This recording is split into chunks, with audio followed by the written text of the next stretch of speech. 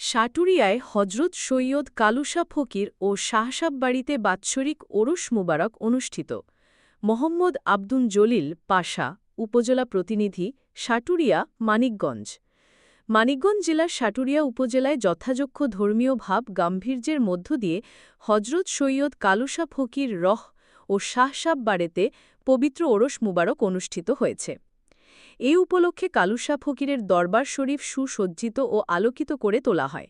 অনুষ্ঠানে প্রধান অতিথি হিসেবে উপস্থিত ছিলেন মানিকগঞ্জ জেলা বিএনপির আহ্বায়ক আফরোজা খানম রীতা। বিশেষ অতিথি ছিলেন পীরজাদা সৈয়দ গাজী সালাউদ্দিন। এছাড়াও জেলা ও উপজেলা বিএনপির নেতৃবৃন্দ সহ অঙ্গ ও সহযোগী সংগঠনের নেতাকর্মীরা উপস্থিত ছিলেন। সরকার প্রতিষ্ঠা করতে পারি, যেটা ধানের শীষের সরকার, এবং যে সরকারের নেতৃত্বে থাকবে আমাদের নেতা জনাব তারেক রহমান। আপনারা সবাই ধানের শীষে ভোট দেওয়ার জন্য আমি আমার নেতা কর্মী ধানের শীষে। সেটা কি হয়েছে, আমরা অনেক দিন ধরে সেই প্রবাদটা শুনতে পাই না। এখন আমাদের দায়িত্ব হলো সেই প্রবাদটা ফিরে আনতে হবে।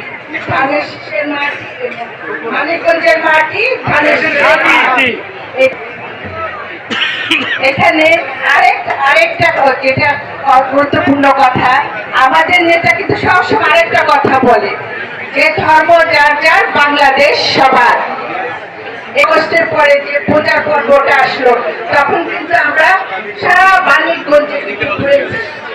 কোথাও যেন কোনো অসুবিধা নেই, কোনো মন্দির যেন ক্ষতিগ্রস্ত না হয়, কোনো বাজার যেন ক্ষতিগ্রস্ত না হয়।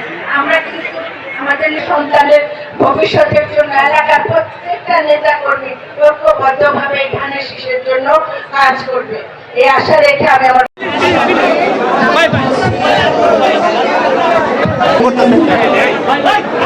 মা বাবাকে ধানের শীষে ভালোবেসে রাষ্ট্র নিয়েছে, সেটার পরিপ্রেক্ষিতে তাদেরও ধানের শীষের প্রতি মায়া চলে এসেছে। আর বিশেষ করে আমাদের নেতা জনাব তারেক রহমান তরুণ প্রজন্মকে অত্যাধিক স্নেহ করেন, এবং তার একটা লক্ষ্য এই তরুণ প্রজন্মকে নামে কিছু করতে হবে। এই তরুণ প্রজন্মের কথা কিন্তু সবসময় তার 31 দফার মধ্যে তরুণ প্রজন্মের জন্য সব রকম তার শিক্ষা, তার অর্থনৈতিক মানিকগঞ্জের সবার আগে বাংলাদেশ জাতীয়তাবাদী দল প্রতিষ্ঠিত হবে, সরকার প্রতিষ্ঠিত হবে, এবং সেই সরকারের নেতৃত্বে থাকবে কে থাকবে না, আমাদের নেতা জনাব তারেক রহমানের নেতৃত্বে আমরা একটা মানবিক, সৃজনশীল এবং অর্থনৈতিক একটা সুন্দর অর্থনৈতিক বাংলাদেশ গড়ে তুলব। ধন্যবাদ সকলকে, আপনাদের অনেক অনেক ধন্যবাদ যারা বিশেষ করে আয়োজন করেছে এই অনুষ্ঠানের আয়োজন।